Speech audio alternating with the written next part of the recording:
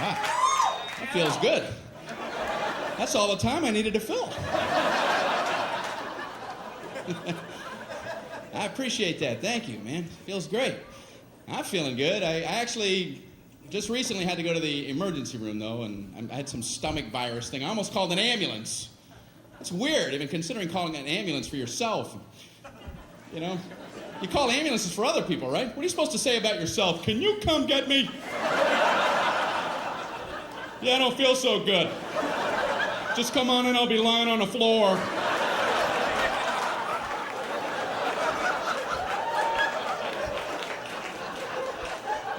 I'm just looking at the phone going, I don't know how to do this. I don't know what to do. It was at night, so I drove myself to the emergency room. That's a nice, relaxing drive. No, after you. Merge, everybody merge. I'm only imploding.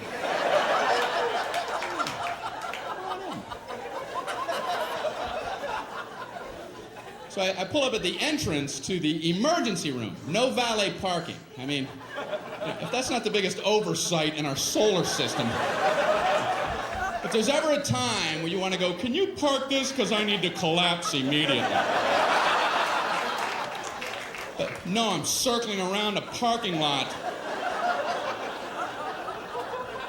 Can I park there? I think I'm going to die.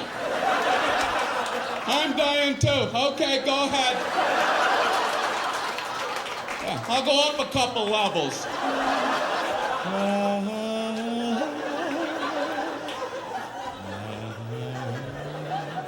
Unbelievable. I don't care if you're driving yourself or someone else to the emergency room. You still want to get out and run in with them. Are you supposed to drop somebody off and go park a car? Okay, you go in. Tell them you're shot.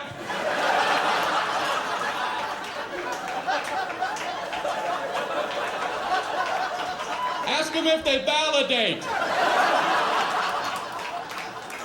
Unbelievable. So I finally park, you know. I go in to check in. They ask the most insulting question when you check into a hospital. What seems to be the problem? What seems? Well, it seems. It seems like everything on my inside wants to be on my outside. But I'm no doctor. What kind of condescending question? So they check me into my luxurious half room.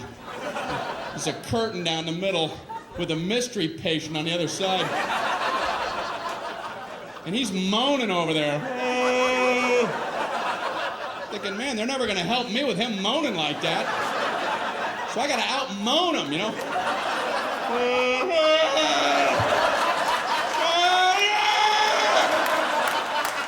Quit moaning, we're all hurting.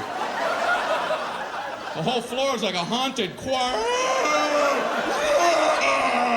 It's got to be hell to work in this environment.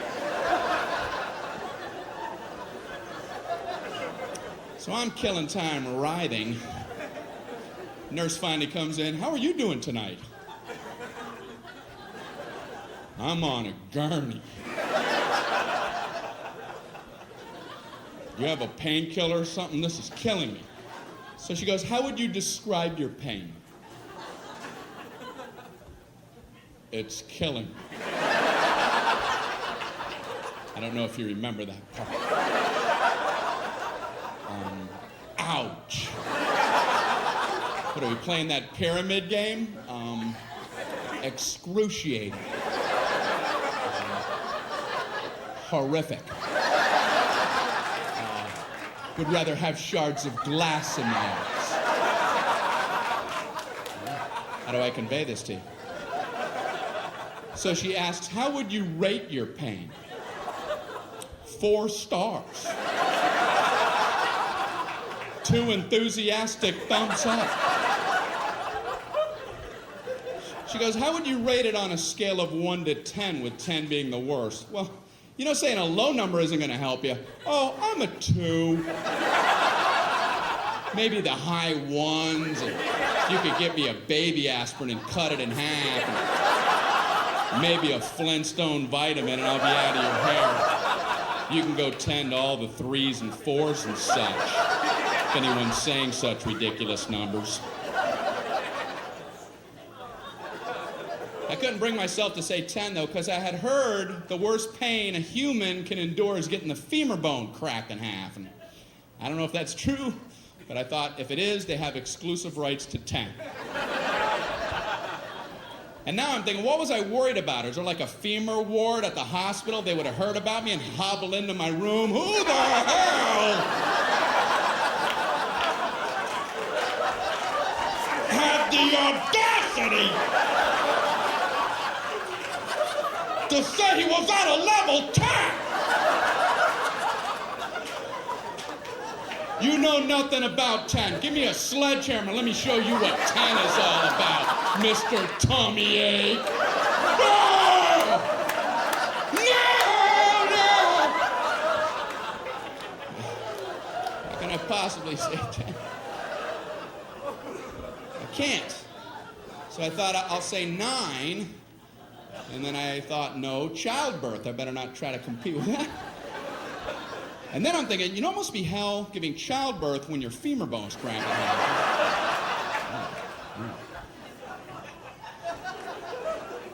So I said, I guess I'm an 8. She goes, oh, okay, I'll be back. I'm like, oh, I blew it, man. I ain't getting nothing with 8.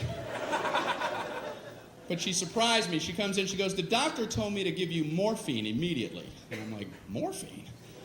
That's what they gave the guy in Saving Private Ryan right before he died. I'm like, okay, I'm a 4. I'm a 0. I'm a negative 11-teen. Morphine. So they gave me morphine. Wow. All I know is about 15 minutes later, just for the hell of it, I was like, I'm an 8 again. Guess who's an 8? And they finally checked me out. I'm walking down the hall going, say 8, say 8, say 8, say 8. Happy 8 day. Did you get some 8? Did you get any 8? What am I throwing? You can't throw a number. All right. Johnny Appleseed. Did you get any 8 over there? I don't understand my own visuals. All right. Up here throwing numbers around. I'm fine now, I think. I don't know. So they sent me to my regular doctor for a follow-up, and I was nervous going because my cholesterol. I knew it was going to be high because last year it was high, and I hadn't done anything different. What are the odds your cholesterol is going to plummet for no reason? Come on, 200, come on.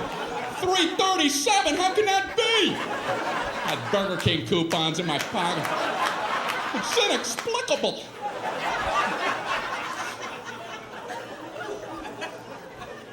So I was nervous.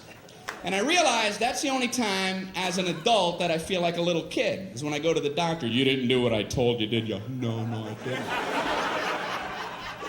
What should you have done? I should have listened when you were talking to me. What are you going to do from now on? Pay attention when you say things. When are you going to start? I'm going to start right now. Immediately. Tall doctor. He's a good doctor, I think, you know. I told him I get heartburn sometimes, so he goes and gets me a list of things that cause heartburn. I'm looking at the list and I'm like, I already know this. I know how to get it. That's like going into the hospital with a cannonball wound and they show you a list. Here's how you get cannonball wounds.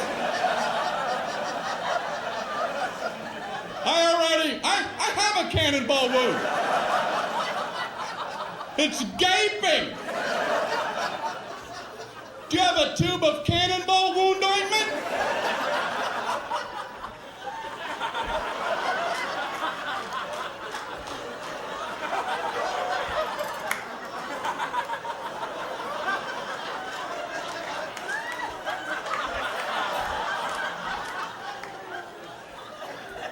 Number one, do not stand directly in front of a cannon.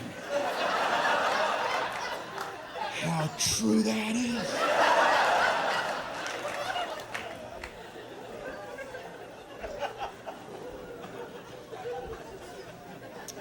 So, my doctor looks at me and says, you should probably drop a couple pounds there, Brian. Thank you. Only your doctor has carte blanche on insults. He just insults you for a while, and then you pay him for the insults on the way out. Boy, you should lose some weight, and those moles are looking pretty weird. All right, how much for that, Doc? When can we get together again? Big fat mole man walking out of your office. Thanks for the confidence boost. I'm off to the Macy's Day Parade. Grab a rope! What does he care? You're big and you're ugly. Next. He does care. Doctors are good people. That's why they avoid the word pain. It's a buzzword. They won't hit it a lot. They don't want to scare anybody. Doctors will tell you all about pressure. They'll tell you all about the pressure you're going to experience. If a doctor tells you you're about to feel some pressure, buckle up. In a moment, you're going to feel a little bit of pressure. The pressure hurt like hell! Pressure. All pain involves pressure. That's one of the definitions of pain. He could be swinging a 2x4 at your head. In a moment, you're going to feel a little bit of pressure.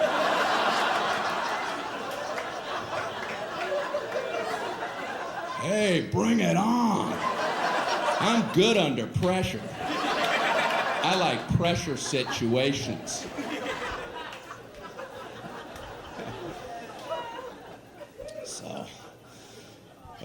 So my doctor, he told me to watch what I'm eating, told me to read food labels. I'm in the store reading the Fig Newtons label. I've always liked Fig Newtons. I'm trying to see if it's okay to eat them, and everything looked fine, the fat content, everything. I looked at the serving size, 2 cookies. Who the hell eats 2 cookies? I ate Fig Newtons by the sleeve. 2 sleeves is a serving size. I open them both and eat them like a tree chipper. Fig Newton shavings coming off the side.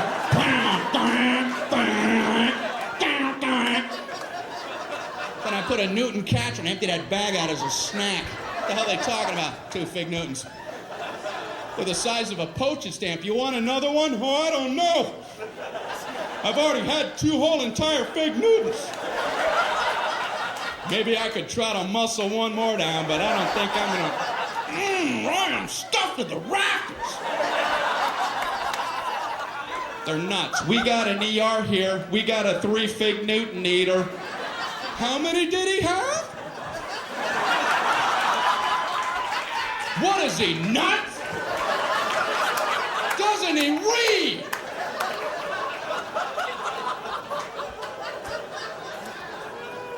Who's coming up with serving sizes? A serving size of ice cream is a half a cup. What is that? Is that like a joke some guy put on there? Hey, come here. Look what I put for the serving size.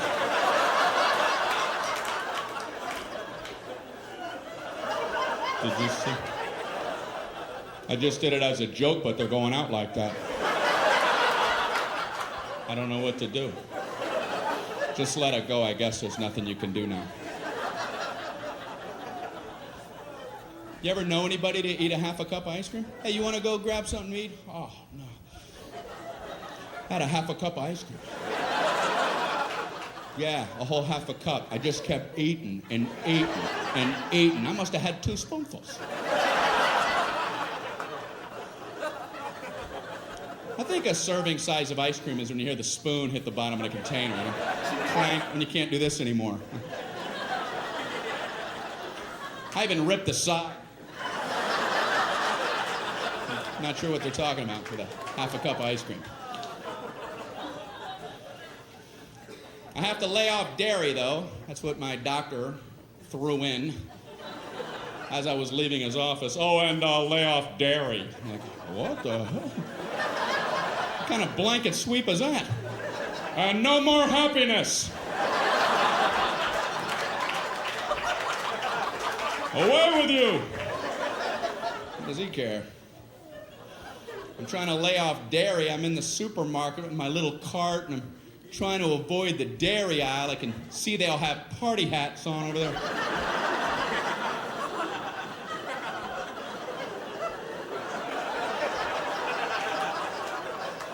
I'm in the juice aisle, slooped over with juice people. Ugh. I learned something in the juice aisle, and that is, I don't know what's going on with cranberries, but they're getting in all the other juices. Whoever the salesman is for cranberries does a great job. He's showing up everywhere. Hey, what do you got, apples? Put some cranberries in them. We'll call it cran apple, go 50-50. What do you got, grapes? How about cran grape? What do you got, mangoes? Cran mango. What do you got, pork chops? Cran chops. Why don't you back off, cran man?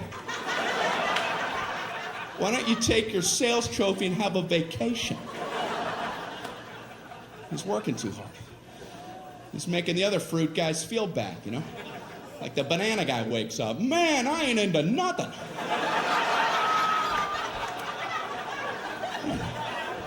Cran man's all coupled up. You gotta get cracking, banana man. You gotta get on a stick. My doctor also told me to, eat more fruit. So I had some Pop-Tarts this morning. Nice thin layer in there. You ever look at a Pop-Tarts box? They have directions on there. Can there be a simpler food item than Pop-Tarts? Like if the directions weren't on there, would somebody, what the? How do I get that goodness in me?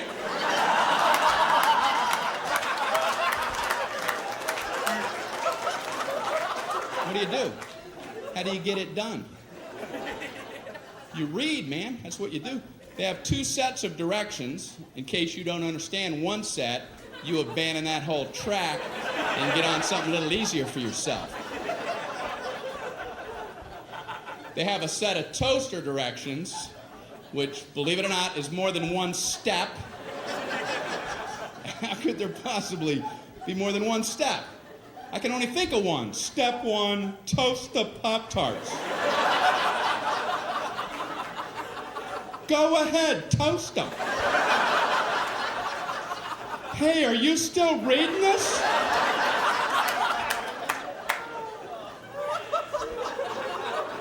But they've managed to break them into smaller increments. These are some of the actual steps. I would love to be in the room watching somebody who has to consult these toaster steps. Okay, number 1, remove pastry from pouch.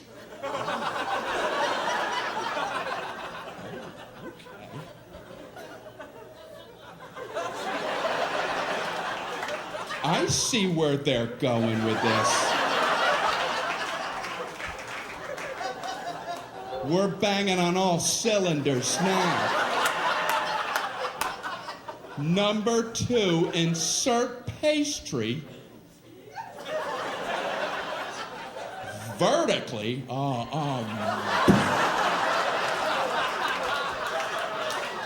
They're reading toaster direction. You're going to throw the vertical concept at them?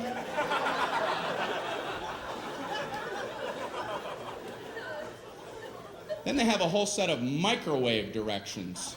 That just blew me away that you could actually microwave a Pop-Tart. I mean, how long does it take to toast a Pop-Tart? A minute, if you want them dark? People don't have that kind of time. Listen, if you need to zap fry your Pop-Tarts before you head out the door, you might want to loosen up your schedule.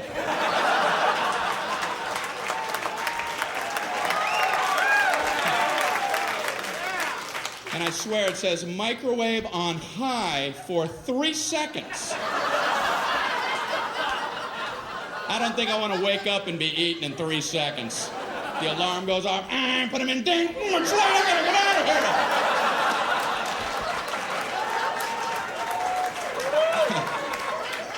here. If you're waking, eating, and hauling in 3 seconds, you're booking yourself too tight. Pick up some Montana brochures or something. You're not living properly. We just moved. I called UPS to ask them to help out with some boxes. And they're a good service, but you have to have information ready about your boxes before you even call them. I had no idea. I called them up. Yeah, I have 10 boxes if you come pick them up. We need to know the weight and the girth. Okay, goodbye.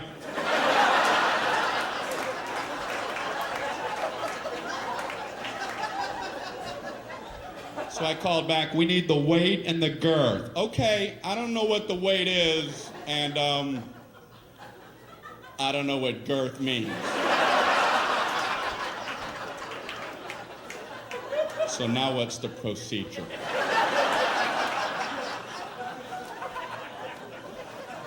So this guy talks to me like I'm 4 years old. Well, do you have a bathroom scale?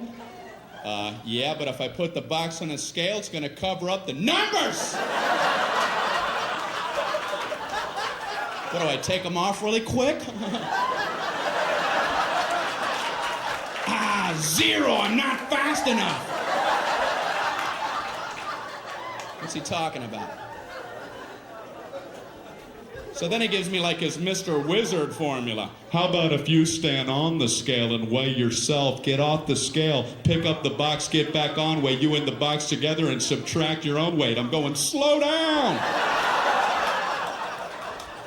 Hold on, Professor. I know this guy's never tried this, because I tried it, and you still can't see the numbers!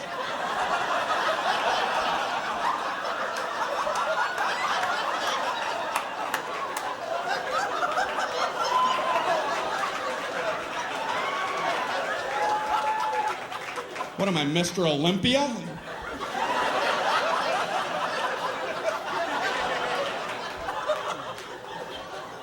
£3.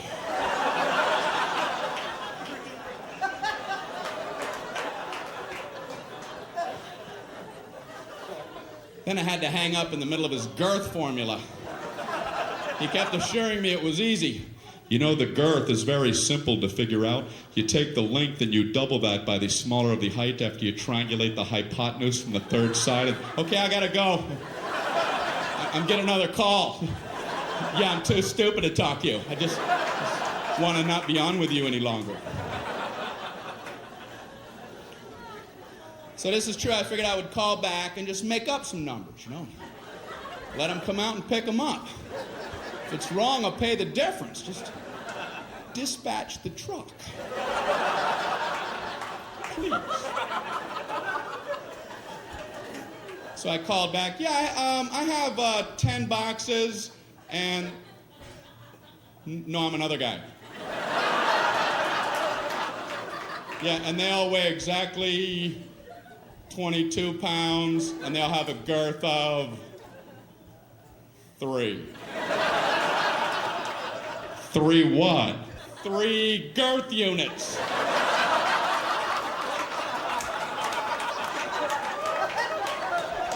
Come pick them up, please. I'm begging you. They're boxes and they're brown and they have tape all on them. And they probably fit on a dolly. Why must you torture me?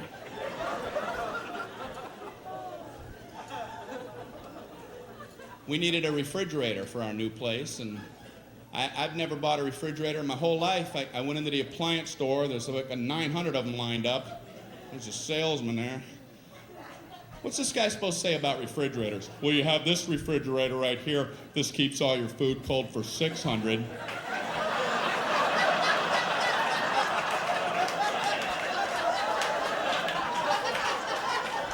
You've got this refrigerator. This keeps all your food cold for 800.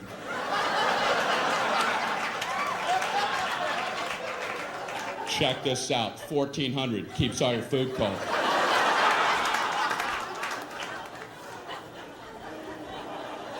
So this guy's working me on this one. I've never seen a guy work so hard. This one is a very nice refrigerator. It has a meats drawer.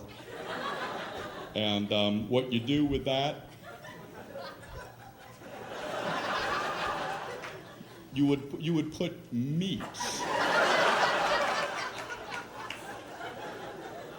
Whatever varieties that that you would choose. These would be your meats. So there's no requirement on the types of meats. You could pick bacon,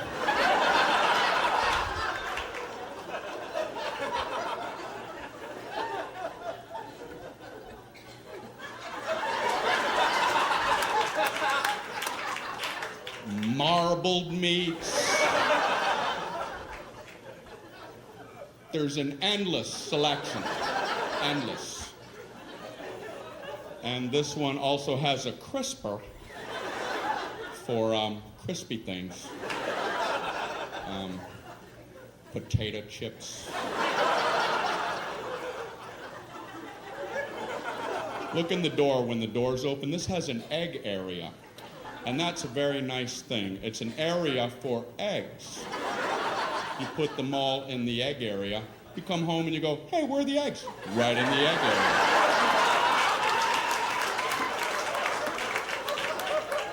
And they're all written in cursive, and that's a real nice feature. It is. That is a nice touch. We also had to get the phone turned on. I'm at my friend's house. I call the phone company. Can you turn on our telephone? Okay, it's going to be a problem. I figured. How? Why? It's just going to be a big nightmare. That's our policy. It's going to be a nightmare. Something about hell on earth.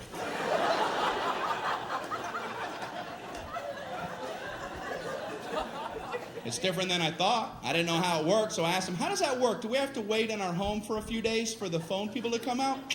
No, we do it differently now. We can just flip the switch from right here. Oh, great. Can you go ahead and flip it? We're going to flip it next Thursday.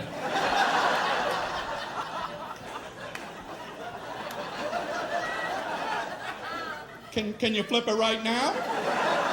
We're going to flip it Thursday, late, or Friday, or sometime in November. Can you see it from where you're at? Can I come down and flip it? What do I know? I guess there's only one flip switcher and he has a lot to get to.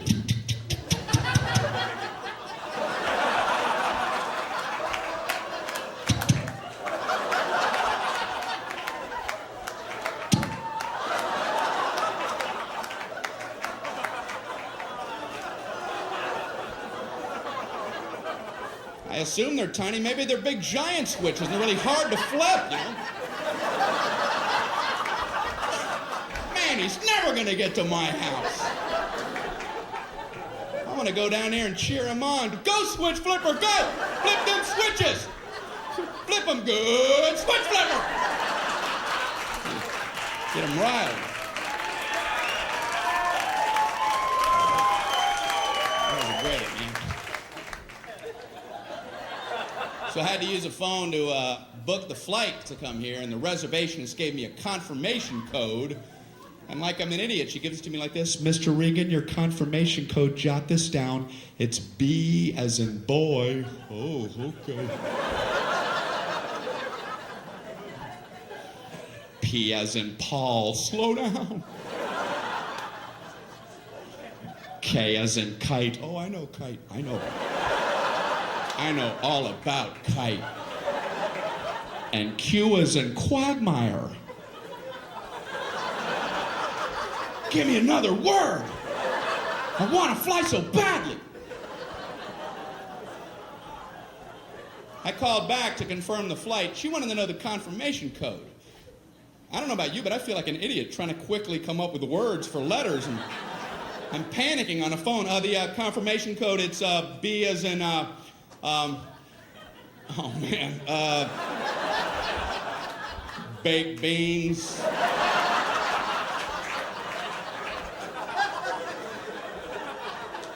P as in pneumonia.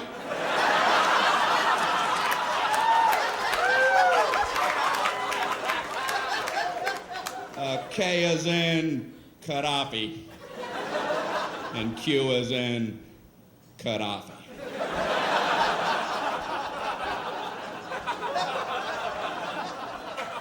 They only do that with letters. Nobody ever does that with numbers. My code, it's 4 as in 423.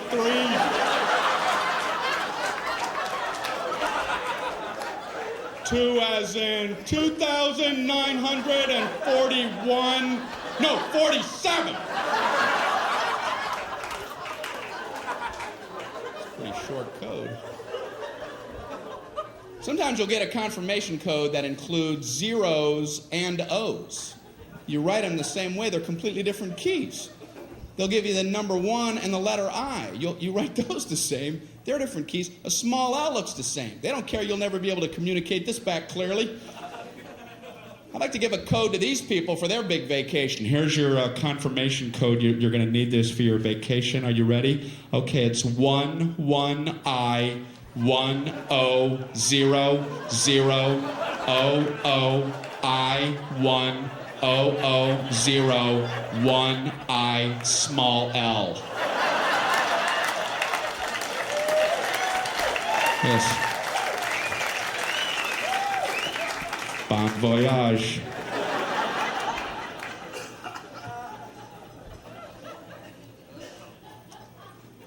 You know, I flew here. How come the first class people they can just get on whenever they want? I've always hated that. First class people, board at your leisure.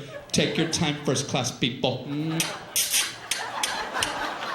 Coach people, no wait, sit, scuzz. Wait, little piggies.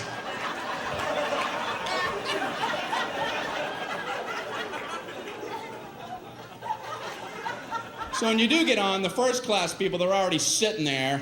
They're all sprawled out in their big thrones. Bring me the head of a pig.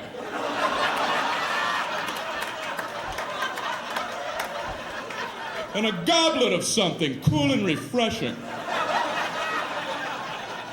Anyone have a fiddle? Make someone from Coach fiddle for me. Amuse me. They have fiddles in the overhead racks up there. You're not allowed to even use their bathrooms. The bathrooms up front are for our first class passengers. The coach bathrooms are located at Newark Airport. Concourse C. Concourse C, ladies and gentlemen. So when you do board, the first class people, they're sitting there. A lot of them are working as you're boarding. They have computers out and calculators. They're looking up at you like, hey, we're making money right now. Right now we're making money. Go, get in the back. Close that curtain. I don't want to see it. Even in my peripheral. Snap it shut. What's the matter with us? They got to cover us up with a tarp.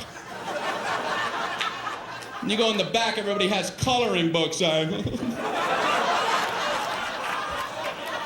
come here, where was you? Where was you at? You're in the middle, and there's 9 of us, and you're in the middle, and we have all the armrests, so you gotta sit like this. You gotta figure out a way to eat your snack while your elbows are touching. You gotta learn how to twist your little plastic utensil.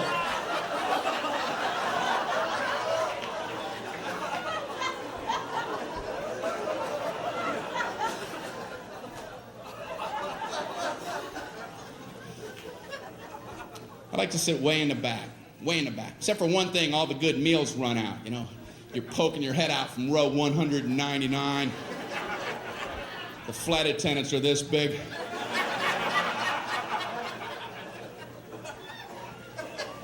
You can hear the good meals getting snagged. We have a turkey sandwich, a chicken quesadilla, and a cold fish head. I'm just...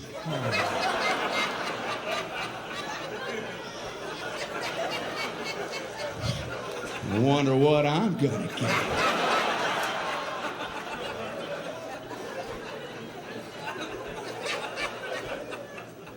So when they get to the back of the plane, they have to do that flight attendant psychology game and pretend like the good stuff never even existed. It never even was. Would you like a nice cold fish head? They're frozen solid, frozen head of fish. The eyeballs in there and the skeleton's coming out. It comes with a turnip and a spork. I was wishing you'd have one of them left, wishing upon a star.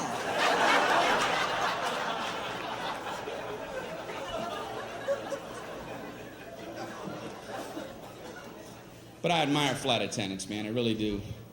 They put up with a lot of garbage from people. Have you ever been sitting in your seat and you see somebody trying to fit something in the overhead rack that you know ain't going in there like in a million years? You have like a mattress and a lamp. You're looking at him like, what kind of perception problems does this guy have? And the flight attendants are always nice. They always run up and act like it might maybe fit. You know, oh, I don't know if that's going to get up there. We can check it for you, you moron. I know that's what they want to say. I would last about 8 seconds at that job. I'd just get up there. Does that look like it's going to fit? You have this much room, you have a dead yak. Are you okay? You don't see all these people jammed up waiting on you? You don't see any of them.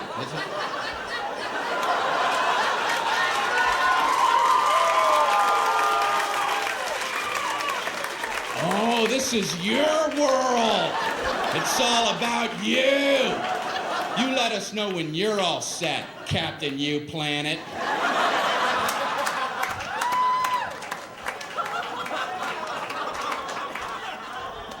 And I feel bad for the gate agents because they try to get the boarding process to run smoothly, but no one will listen to them. Don't blame them. They try, they get on the intercom. Ladies and gentlemen, we're about to begin boarding.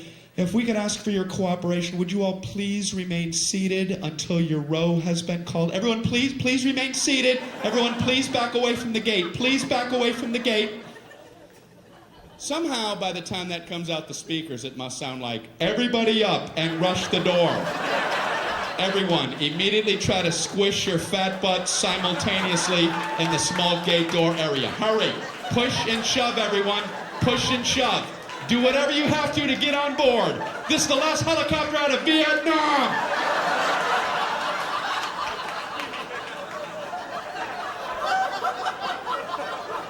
I'm embarrassed to be human. I want to get on! You're gonna get on. I want to get on before everybody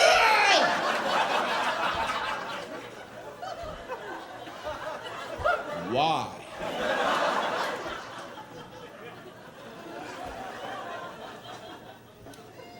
Human beings, man. I'm sure you've been at airports with the moving sidewalks. Right? You know the whole stand right, walk left concept? Well, for some people, unlearnable.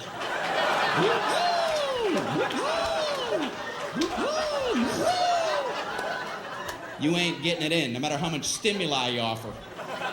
I've been on them where I don't understand how people don't see that that's the system. There's a big yellow dotted line going down the middle, and it's stenciled every 3 feet on the sidewalk. Stand, stand, stand, stand, walk, walk, walk, walk. On the handrail, stand, stand, walk, walk. Up here, stand, walk. Pictures of people standing, walking, and I've seen footprints together and apart. And you still have people riding that left handrail. It's fun to fly.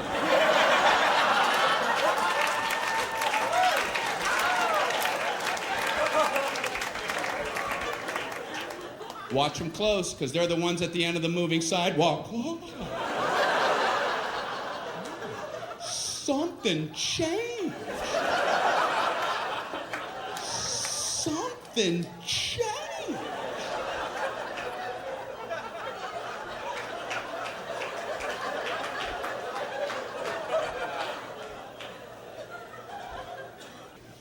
I'm trying to get into inventing, and that's hard.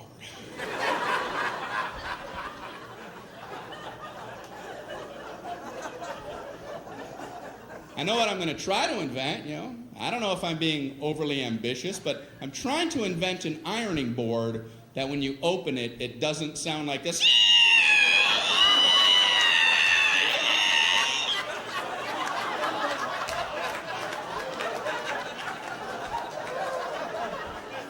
Every ironing board I've ever opened sounds like a witch being boiled in oil.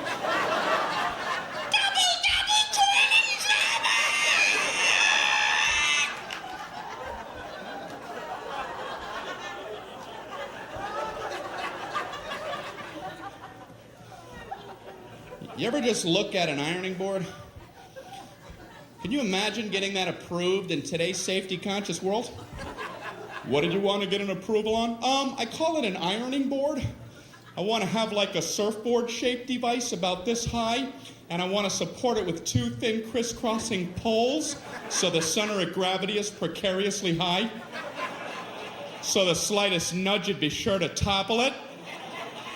Then I want to put a big hot metal thing on the top of that with water, the temperature of lava oozing out the sides and dripping off the board for burn wounds. I want one side to be a white hot heat for scarring. I want the sheer weight to be able to cause blunt force trauma. And I want the whole thing to come to a point for puncture wounds. Oh.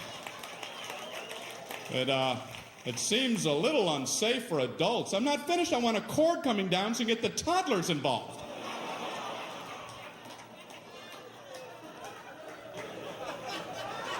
Why are we allowed to have these?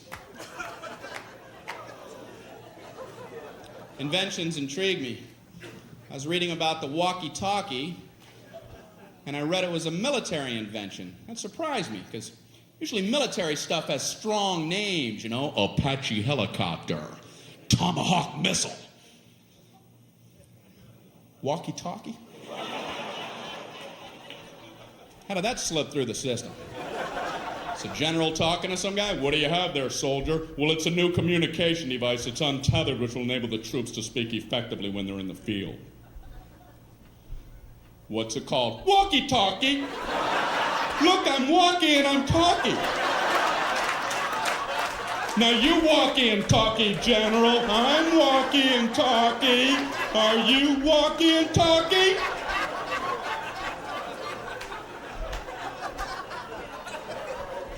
I like it, soldier.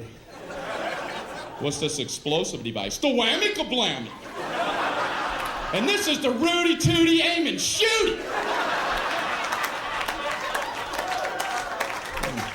Walkie-talkie. I'm wearing new contacts. I just had my prescription changed after 6 years. You ever wait that long? Then you get new lenses. You're like, man, I could have been seeing things. How can instantly improved vision not be at the top of your to-do list? I'll see tomorrow. I don't have time. I don't have time to see clearly. No, I don't. No, I can't do that. You see what's on my desk? So I go in for the eye exam. I don't know about you, but I concentrate like crazy during the eye exam. You don't want to get a D on that thing. End up with these big, thick Coke bottle lenses. I didn't take it serious.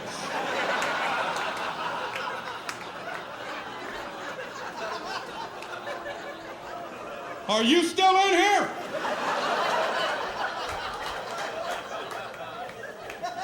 I'm just seeing shadows and shapes. It's important. They don't call it a quiz. So I go in there, I sit in that big chair. He slides that big giant thing on my face. Are these my glasses? What happened to me? That'd be a hell of a pair of glasses. Do I like it better like this or like this? I like this one, but I want to see that one again. That one's pretty good, but let's go back to that one. Click, click, click, click, click, click, click. I hate that test because I can't commit. I can feel my eye doctor losing his patience with me. Let's try it again, Brian. Which one do you like better, number 1 or number 2?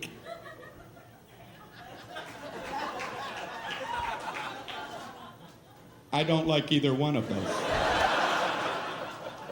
Yeah, but that wasn't the question I asked, was it?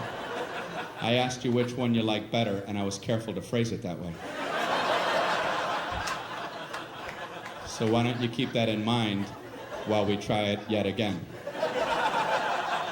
Which one do you like better, number 1 or number 2? They're about the same.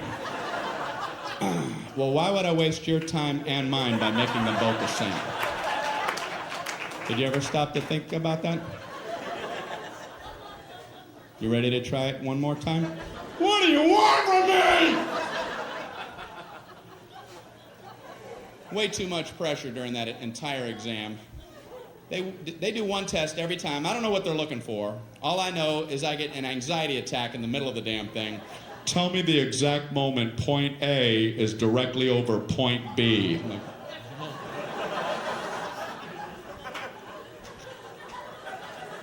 now! No, now! Now! Then! I don't know when it happened.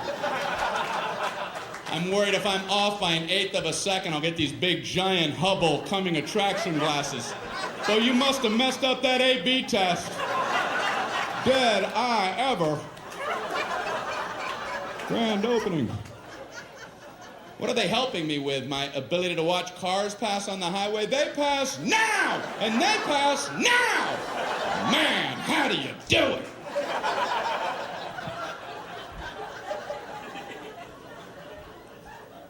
It's weird in the eye exam room. It's just him and me. It's dark in there. The door's closed. I feel strange when he pulls his chair up uncomfortably close to you. He's like this far from my face. He shines his goofy light into my eyes for about an eternity.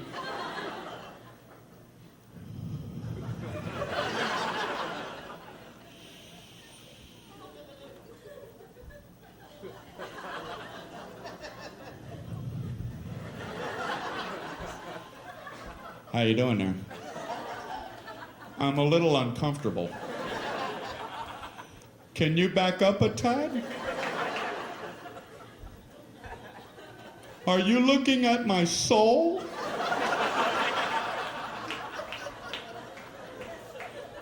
You want a Tic Tac? So he says, you know you have one eye set a little bit higher than your other eye? No. I did not. He goes, it doesn't affect your vision or anything. I just thought you might want to be self-conscious for the rest of your life.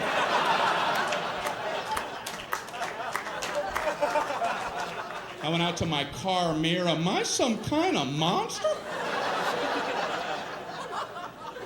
Is that a hump? I am not an animal. I am a man. What's the matter with him? Then he asked me, would you like to try trifocals? And I'm like, I must have been away a while because I have no idea what you're talking about. He says, it's exactly what you would think. You can see at 3 different distances depending on where you look through your lens. You can see close, medium, or far away. And I'm like, I can't even imagine getting used to that. There's a book, there's a plane, there's Alpha Centauri!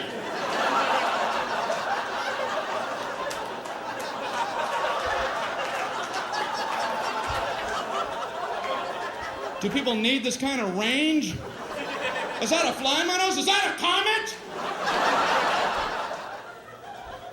I'm actually kind of quiet off stage. A lot of people don't realize that. I was at a dinner party recently. A bunch of people that I don't know. One guy talking plenty for everybody. And then me, myself, right? And then I, and then myself, and me. I couldn't tell this one about I because I was talking about myself, and then me.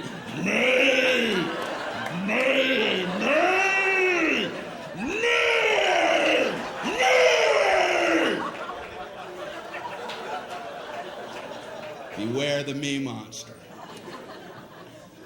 So I tried to jump in with a little story. I don't want to just sit there the whole night. Right when I'm done with my story, this guy goes, that ain't nothing. Oh, well, didn't mean to waste everybody's time. Telling my nothing story. Here, let Marco Polo speak. He's back with tales of adventure. My story ain't nothing. Maybe it wasn't, because I made the mistake of trying to tell a story about having only 2 wisdom teeth pulled, and I learned a lesson. Don't ever try to tell a 2 wisdom tooth story, because you ain't going nowhere. The 4 wisdom teeth people are going to parachute in and cut you off at the pass. Halt! Halt with your 2 wisdom tooth tale. You will never complete one, trust me. I'm trying to tell my story. You know, I had some wisdom teeth pulled. I had 4 pulled. Oh, okay.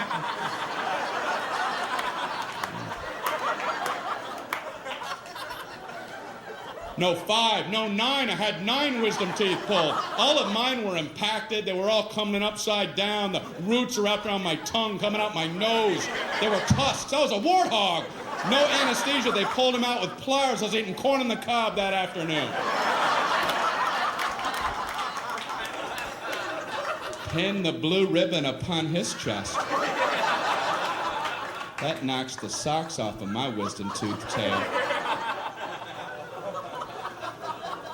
Why do people need to top other people? I've never understood it, and I see it all the time. Obviously, people get something out of it. At best, people wait for your lips to stop. Yeah, as soon as... Okay, you, me! You, me! You see the difference? You see that? Now I do. What is it about the human condition? People get something out of that. That's why I have a social fantasy. I wish I was one of the 12 astronauts who have been on our moon. They must love knowing they can beat anybody's story whenever they want. They can sit back quietly at a dinner party while some other person, some me monster's doing his thing, and let him go. Let him run with the line while you be quiet. Oh, really? Let him have his moment. Yeah, I'm a big traveler. I have my business. I got my own global enterprise I got to check on. Driving in the Autobahn because I keep a fleet of sports cars over in Zurich. I got a Swiss account that I got to check out. Mount Kilimanjaro expedition, might have to cancel that. Runways in Aspen are a lot shorter the first time you go in there. The Pacific Rim Company are going to try to take that over. Global enterprise.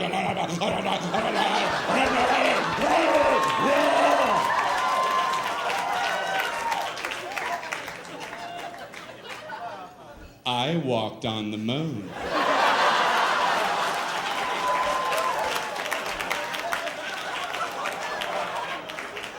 Well, you have the floor, Moonwalker. You mentioned driving on the Autobahn. That reminded me. Once I was driving in the Sea of Tranquility. In my lunar rover. And I, too, was worried about our speed till I remembered, wait, we're the only ones on the moon. You guys are great. Thank you very much.